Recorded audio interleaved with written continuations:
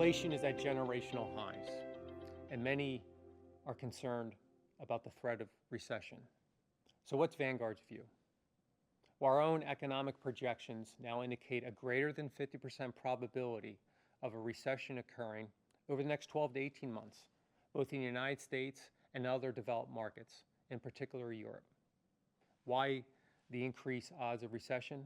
Well, now we have two forces pushing on inflation.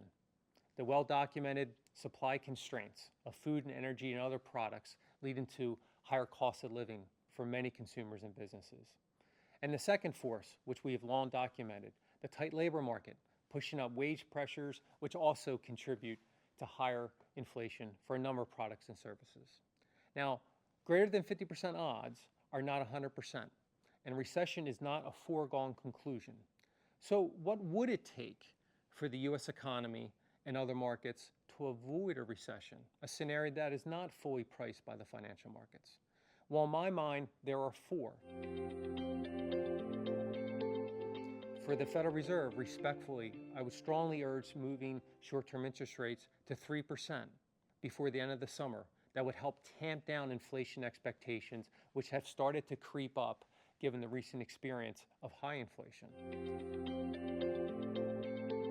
We would need to see commodity prices fall further from here, say perhaps oil below $100 a barrel, which, if that would occur, would fully offset the rise in food prices, which have also been material over the past 12 months for most consumers. If we would see inventories rebuild as they have been doing over the past several months, that would potentially provide some modest price relief, and that is critical to bring down headline inflation, which is north of 8.5%.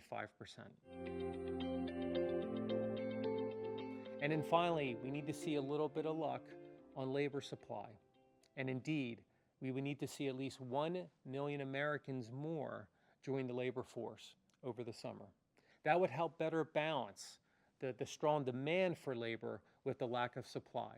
And that would provide still heady wage growth, but perhaps at a slightly lower rate, and yet still ahead of the rate of cost of living should we see these three other conditions met.